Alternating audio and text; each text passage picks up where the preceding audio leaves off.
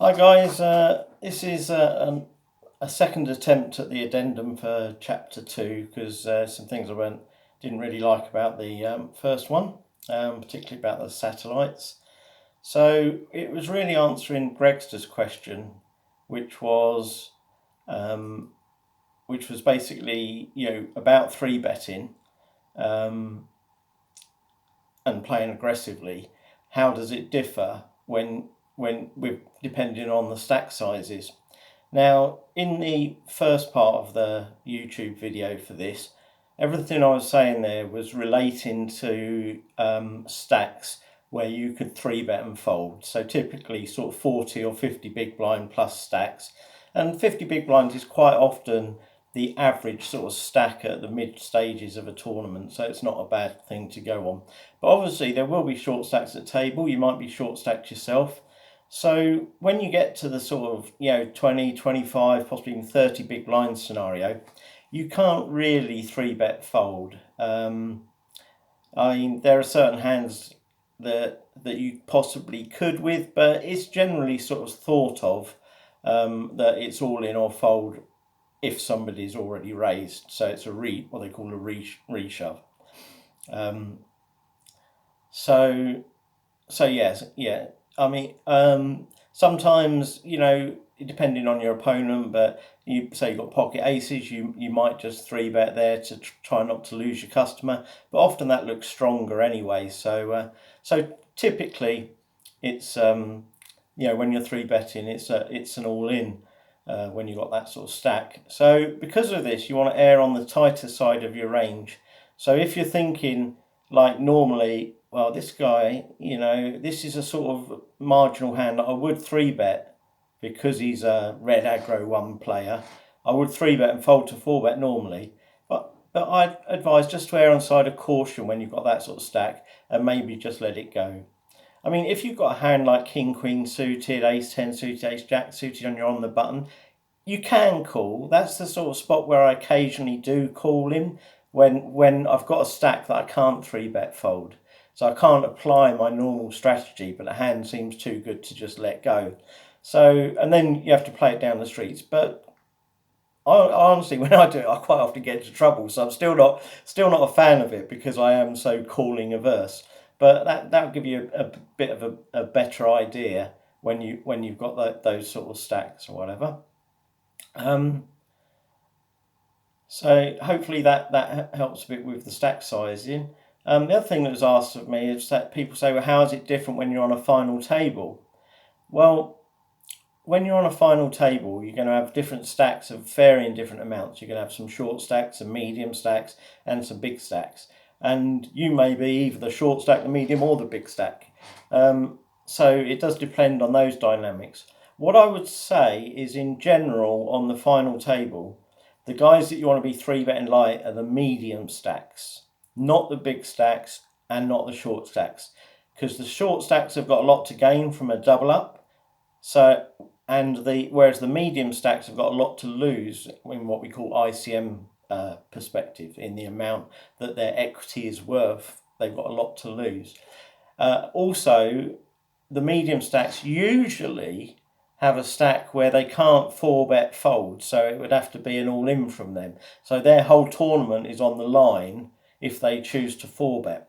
So you've got more fold equity against the medium stacks than you have the short stacks and the big stacks.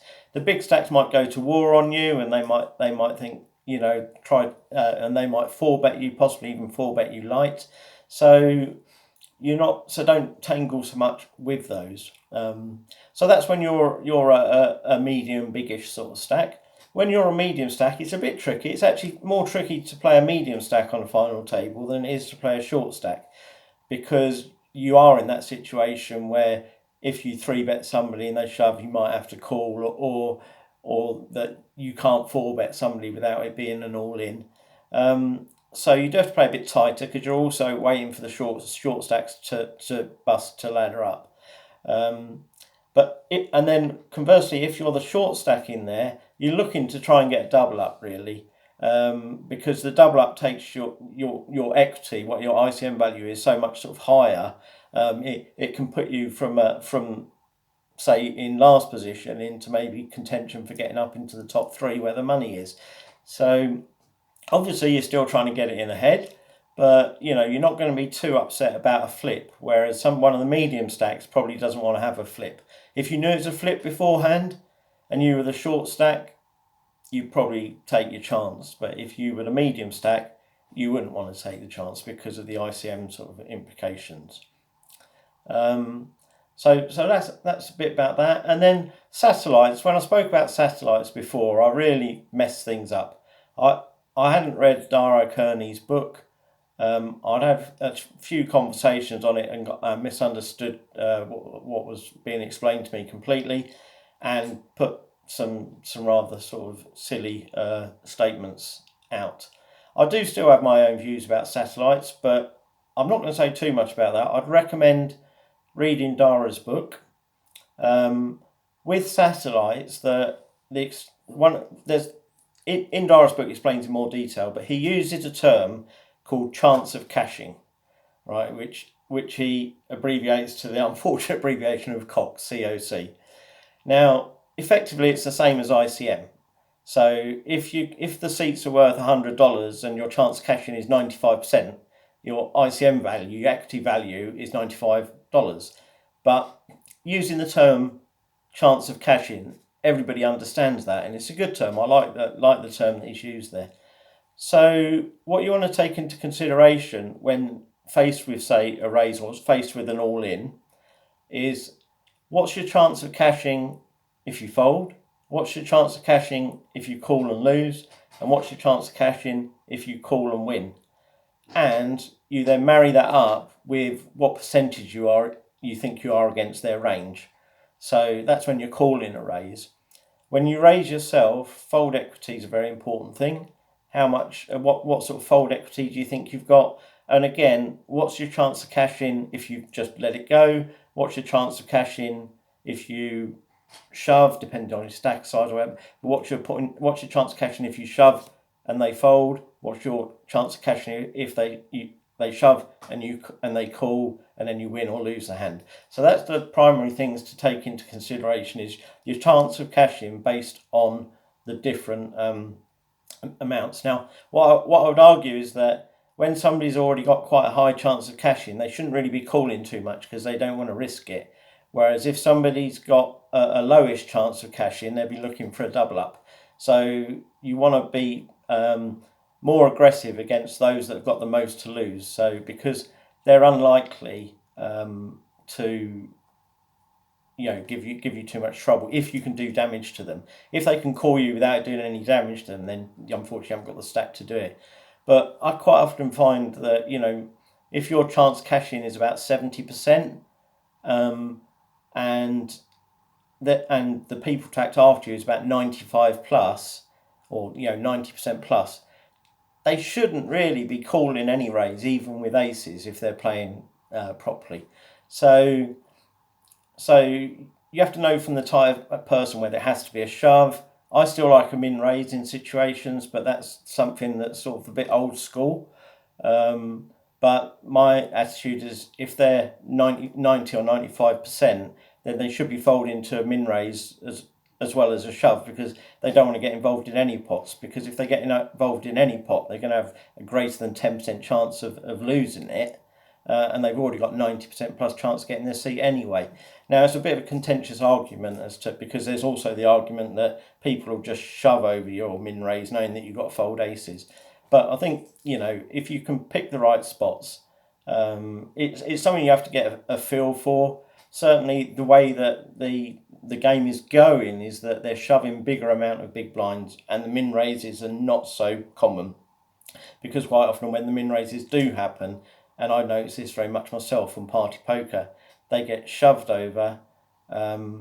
But in theory, they shouldn't get shoved over by somebody that's guaranteed their seat. So that's the sort of thing that you have to figure out about the players and about their stacks, whether they're playing what's called GTO, game theory optimal. Anyhow, I'm not going to do a lot of talk about satellites. I just recommend that you read Dara's book. So in summary, when you're playing a normal MTT, the first part of the video of this chapter is relevant really when you've got 40, 50 big blinds plus, and when you've got less than that, you may want to err on the side of caution of not 3-betting too wide, or if indeed the effective stack, if your opponent's only got that sort of amount as well. So that's the things to consider there. And then on final table, you want to be 3-betting against those that got the most to lose, the medium stacks.